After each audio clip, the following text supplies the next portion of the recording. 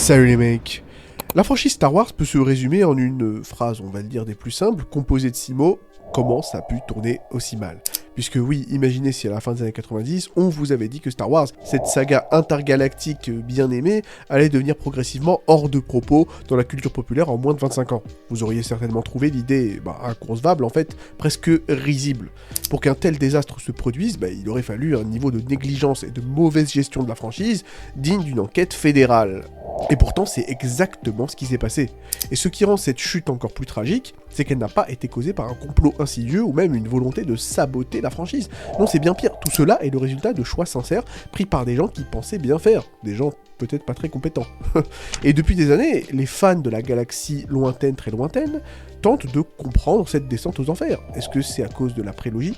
Est-ce que c'est à cause de la postlogie Disney? Est-ce que c'est à cause des multiples spin-offs qui n'ont ni queue ni tête comme The Acolyte pour ne pas le nommer? Est-ce que c'est à cause de l'infameuse Kathleen Kennedy?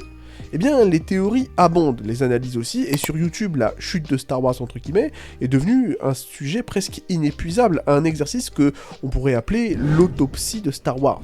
Pas mal de youtubeurs décortiquent chaque détail, chaque choix malheureux, chaque dialogue gênant, espérant trouver une espèce de réponse définitive à cette question qui obsède la fanbase depuis presque 15 ans à l'heure d'aujourd'hui. Mais si je vous disais que cette chute n'a pas commencé avec la postlogie Disney, comme beaucoup le prétendent, mais avec un personnage en particulier. Un personnage qui était très critiqué il fut un temps, mais dont personne ne parle à l'heure d'aujourd'hui. Donc oui, vous avez bien entendu, là il s'agira effectivement de parler de l'infameux personnage qui, on va dire, a défrayé la chronique Star Wars, surtout après la sortie de la menace fantôme.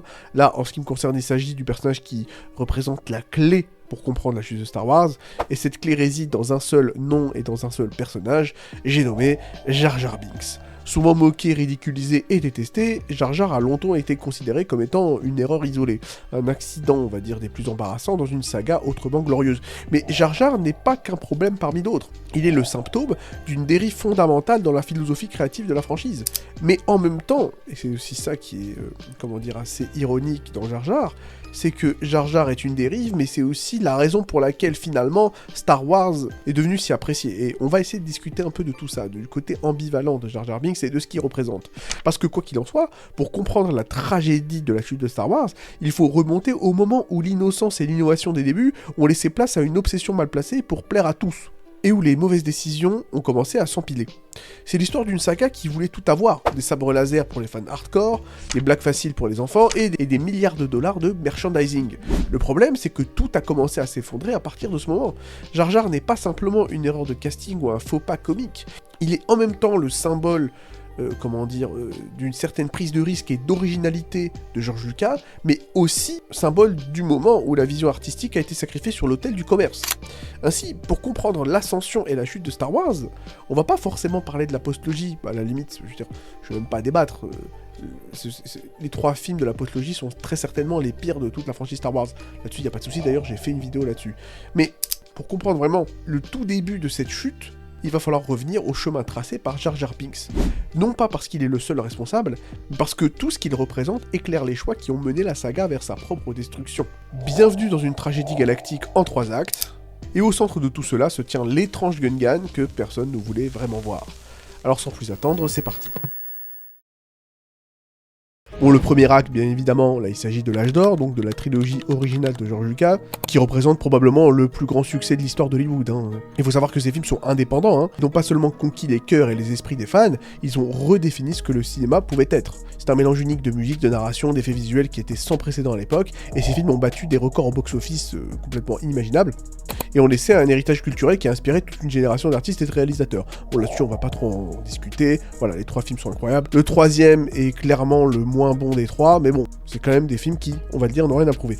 Ensuite, acte 2, bien évidemment, là, il s'agit de la chute avec les préquels, même si ces derniers temps, surtout en comparaison avec la postlogie Disney, de plus en plus de personnes disent effectivement que les préquels sont en fait des bons films. Moi, c'est pas mon avis. Maintenant, je vais pas forcément me disputer avec vous si jamais vous n'êtes pas d'accord.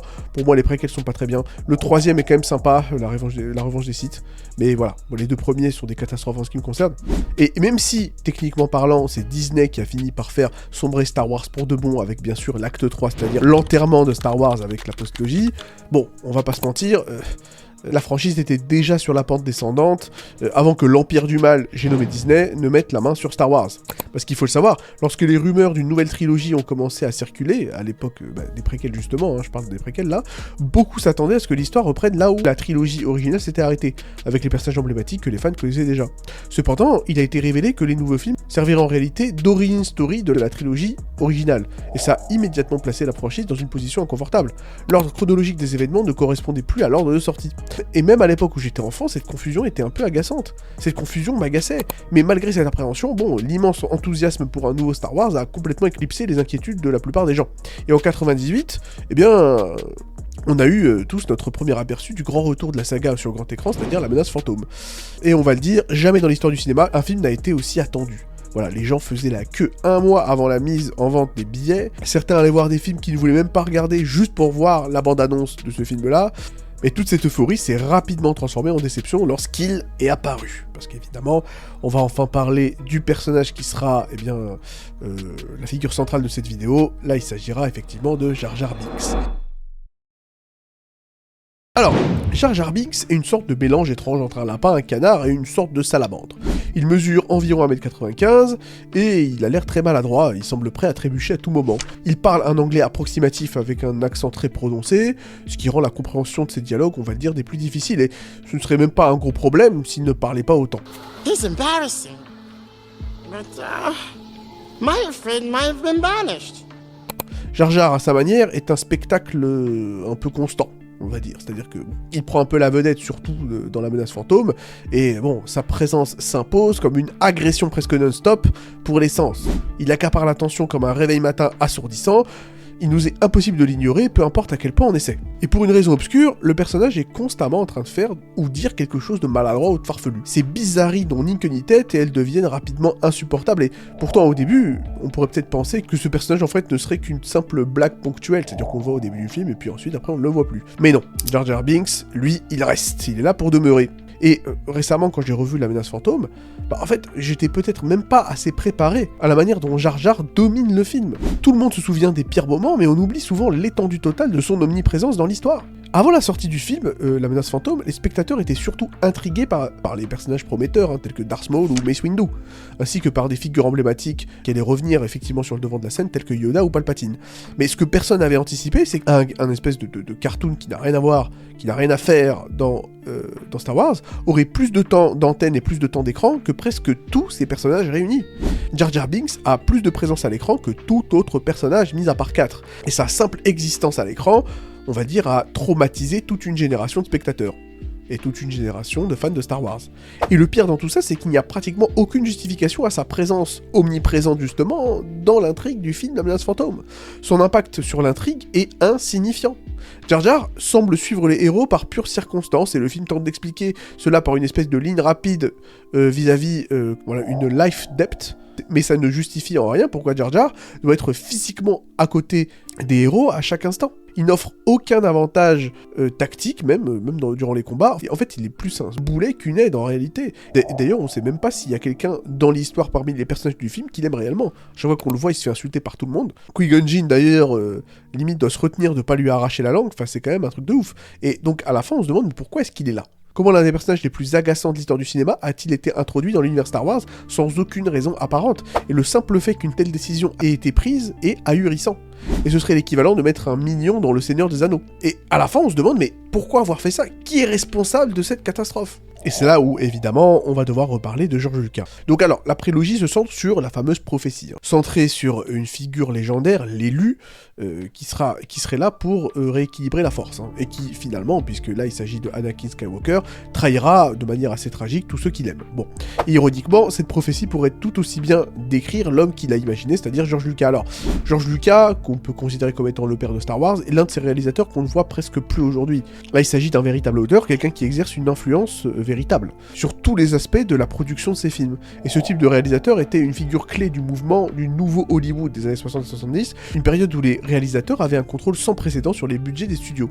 Et cela a conduit à une explosion de créativité, et c'est dans ce contexte que George Lucas a émergé, une espèce de jeune rebelle ambitieux, prêt à combattre l'Empire du Mal, entre guillemets, de l'industrie cinématographique. Et lorsqu'il s'est lancé dans la production de Star Wars, eh bien tout semblait voué à l'échec. Des catastrophes quasi constantes ont retardé le projet de plusieurs mois, et Lucas était apparemment difficile à gérer lui-même, provoquant des disputes fréquentes avec le casting et l'équipe, notamment avec Harrison Ford. Et beaucoup ont rapidement perdu foi en George Lucas et en la viabilité du film Star Wars, s'attendant à ce qu'il soit un gigantesque échec. Pourtant, au final, George Lucas se retrouvera à la tête d'un chef-d'œuvre accidentel. Star Wars a rapporté plus d'argent en quelques jours que n'importe quel film de l'histoire. Ce succès monumental a changé Hollywood. L'industrie a soudainement compris la valeur des blockbusters, ouvrant la voie au modèle économique des franchises. Et donc George Lucas, en l'espace de quelques années, se verra un peu vénéré comme une divinité du cinéma, mais son immense succès a éclipsé les failles sous-jacentes de ses compétences en tant que réalisateur. Et tout le monde supposait que l'homme, ayant fait fortune avec Star Wars, était entièrement responsable de son succès, ce qui n'était pas le cas. Faut savoir que, on en parlera peut-être un peu plus tard, mais George Lucas a quand même pas mal de lacunes, notamment les dialogues. Voilà. C'est d'ailleurs justement ce qu'on a vu dans la prélogie Star Wars. Bref. Quoi qu'il en soit, cette confiance aveugle dans les capacités de George Lucas s'est traduite par une liberté créative totale sur la prélogie justement. Parce que contrairement aux films originaux, qui étaient largement collaboratifs, eh bien la prélogie était entièrement sous le contrôle de George Lucas. Et donc rétrospectivement, les signes avant-coureurs de la catastrophe étaient évidents. Et personne ne voulait écouter, La Menace Fantôme était censé être un grand retour triomphal de Star Wars. Et personne n'aurait pu prévoir que le film serait simplement mauvais. Lorsque les critiques cinéma sont tombées, elles ont toutes souligné des faiblesses claires dans le film. Une intrigue vraiment alambiquée, politisée pour rien du tout, des dialogues rigides et bien sûr Jar Jar Binks, on en revient. Et pourtant, dans les coulisses, George Lucas déclarera une phrase qui restera gravée dans l'histoire: Jar Jar est la clé de la réussite de Star Wars. Si on fait fonctionner Jar Jar, tout ira bien, parce qu'il est le personnage le plus drôle que tout ce qu'on a fait auparavant. Voilà, en gros, c'est la clé d'absolument tout. Voilà, si je devais effectivement résumer rapidement ce qu'a dit George Lucas. Et maintenant, on se pose la question, qu'est-ce qu'il voulait vraiment dire, George Lucas, lorsqu'il affirme que Jar Jar est la clé de tout? Est-ce qu'il fait référence à une scène spécifique, au film dans son ensemble, ou alors à la prélogie dans son ensemble, à l'avenir de la franchise? Enfin, on ne sait pas, mais ce qui est certain, c'est que la montée en puissance de Jar Jar Binks n'a rien d'un accident. Jar Jar occupe une place centrale dans le documentaire des coulisses de La Menace Fantôme. Et l'équipe de la réalisation du film semble convaincue à l'époque d'assister à un moment historique. Et aussi surprenant que cela puisse paraître aujourd'hui, Jar Jar était à l'époque une merveille technique. Puisque, il me semble qu'il est le tout premier personnage entièrement fait en CGI et en effets spéciaux, en images de synthèse, intégré dans un film en prise de vue réelle. Et c'était une prouesse majeure à l'époque. Pour la société d'effets spéciaux fondée par George Lucas pour Star Wars, la société Industrial Light and Magic, là ils ont fait effectivement très fort. Et contrairement à ce que beaucoup pensent aujourd'hui, l'ajout de Jar Jar n'était pas une décision frivole ou bâclée. Ce fut une entreprise sérieuse qui a nécessité des milliers d'heures de travail. Ahmed Best, l'acteur derrière le personnage de Jar Jar Binks, portait un costume coûteux de 100 000 $, qu'il devait porter pour chaque scène. Ensuite, chaque mouvement qu'il faisait devait être minutieusement animé et intégré dans le film, le tout avec la puissance de traitement des ordinateurs des années 90, c'est-à-dire pas beaucoup. Et même si les CGI et les effets spéciaux de La Menace Fantôme sont souvent critiqués à l'heure d'aujourd'hui, il est important de noter à quel point ces effets étaient impressionnants pour l'époque. Et, pour être tout à fait franc, certaines scènes tiennent encore le coup. Le problème, c'est que ce travail colossal a servi à un personnage que beaucoup considèrent comme étant le plus grand défaut du film. Et peut-être même le plus gros défaut de la prélogie. Et l'une des choses les plus frappantes dans le documentaire un peu des coulisses de la réalisation du premier film, de La Menace Fantôme, c'est l'enthousiasme visible de George Lucas pour le personnage de Jar Jar Binks. On pourrait presque croire que c'est son personnage préféré de toute la saga. Mais cet attachement a créé un fossé irréconciliable avec le public. Jar Jar a rapidement gagné la distinction peu enviable d'être le personnage le plus détesté de toute la franchise Star Wars. Pire encore, certains ont vu dans ce personnage une caricature raciste, puisqu'il me semble qu'il a eu un peu un accent jamaïcain ou un truc du style. Bref, j'ai pas tout à fait saisi le délire, mais apparemment, certains ont accusé Jar Jar Binks d'être un peu... voilà, bon...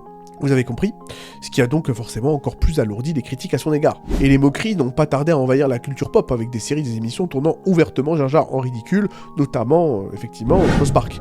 Il me semble feront 1 ou 2 épisodes dédiés à insulter ce pauvre Jar Jar Binks. Et donc au final, c'est qu'avec toute cette histoire, ce qu'il faut retenir, c'est qu'il ne s'agissait pas juste d'un simple faux pas qu'on peut facilement oublier, non. Le délire avec Jar Jar Binks, pour beaucoup, enfin en tout cas pour certains, c'est un point de non-retour. Et ce mécontentement croissant envers le personnage de Jar Jar Binks a cristallisé un espèce de sentiment de trahison, ressenti par toute une génération, et ça a donné même naissance à un phénomène inattendu, le fameux Phantom Edit. Alors qu'est-ce que c'est que ça ?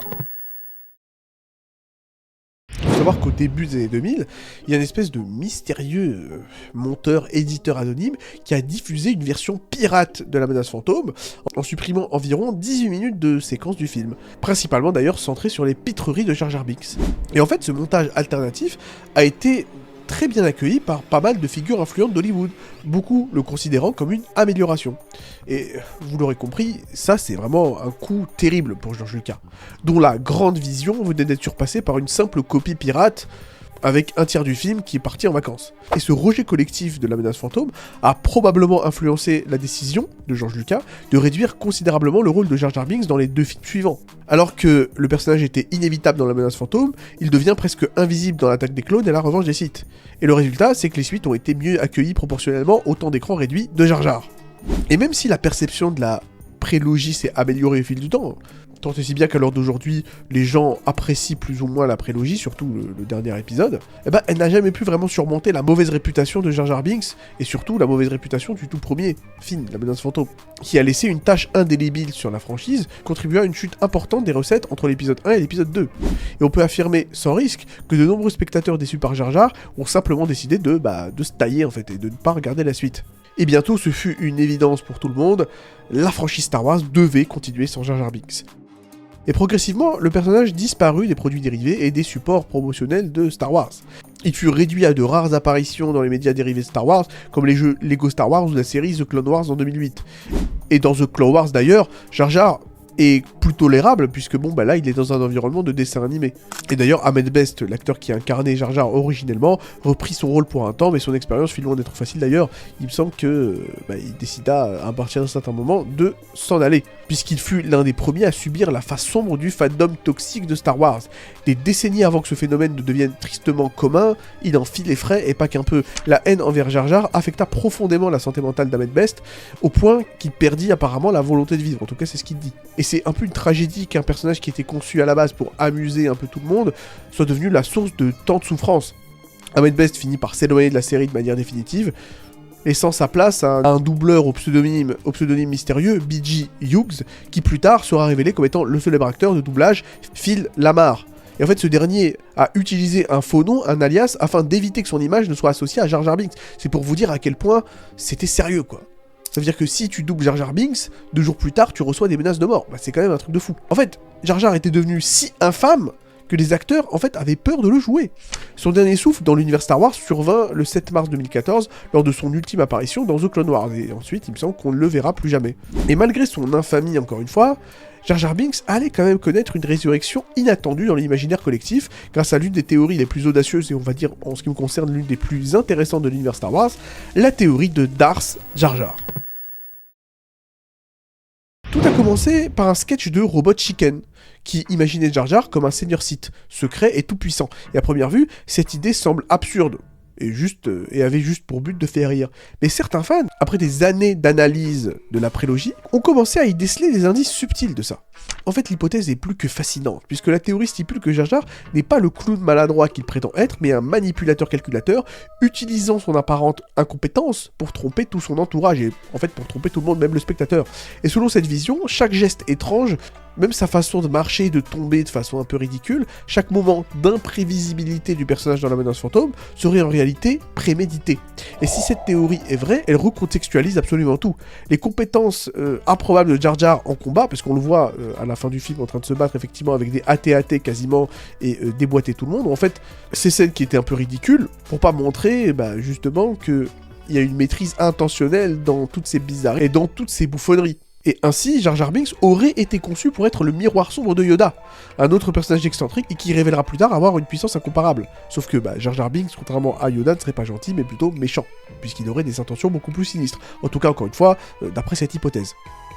Maintenant, malgré la popularité de cette théorie parmi les fans, la théorie de Darth Jar Jar reste purement spéculative, malheureusement, et bien qu'Ahmed Best ait laissé entendre sur Twitter que Jar Jar aurait pu jouer un rôle plus sombre, si on lui avait pas cassé les reins et si on n'avait pas poussé au forceps notre ami George Lucas à mettre ce personnage de côté, voilà.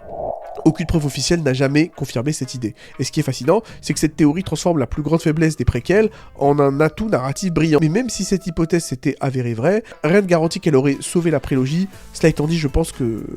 comment dire, ça aurait été quand même un truc de ouf.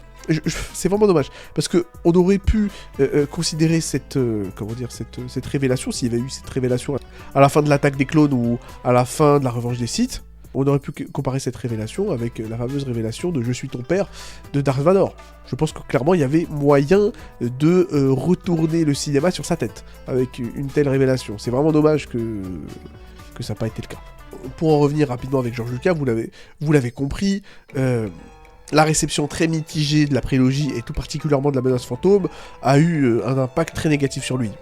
Et le truc, c'est que, malgré toutes ces imperfections, et il y en a beaucoup chez George Lucas, il était quand même la clé du succès Star Wars. Ses grandes idées et sa vision ambitieuse donnaient à l'univers une profondeur unique. Cependant, comme je viens de le dire, George Lucas a été littéralement écrasé par les critiques incessantes après la sortie de la prélogie. Et l'interview de Lucas en 94 où il discute de l'écriture de la menace fantôme montre un homme enthousiaste et passionné. Mais les interviews beaucoup plus modernes, là par contre, le dépeignent comme étant un vieil homme amer et désabusé.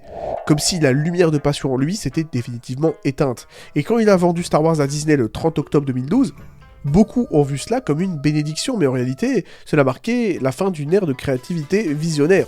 Maintenant, quand je dis créativité visionnaire, ça peut être de la mauvaise créativité visionnaire, hein.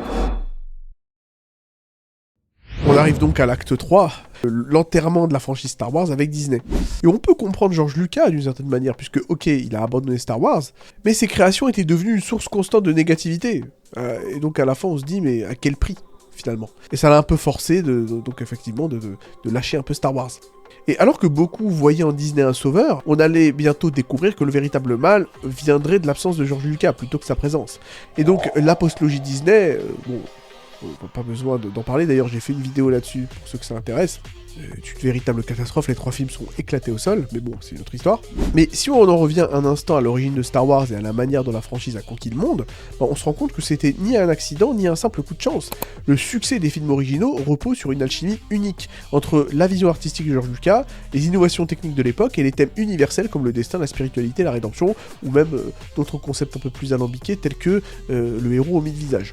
Et ce n'est pas pour rien que ces films ont touché des millions de personnes à travers le monde, transcendant les langues et les cultures. Et George Lucas, malgré ses limites en tant que réalisateur, avait quand même cette étincelle visionnaire, une capacité à explorer les vérités fondamentales de l'expérience humaine. Et l'ironie ultime est que l'échec des suites de Disney réside dans leur peur d'innover, une qualité qui définissait autrefois Star Wars. Et Jar Jar Binks, aussi controversé soit-il, est le produit d'une tentative créative risquée. Une idée née de l'audace d'un artiste qui cherchait à repousser les limites de son univers.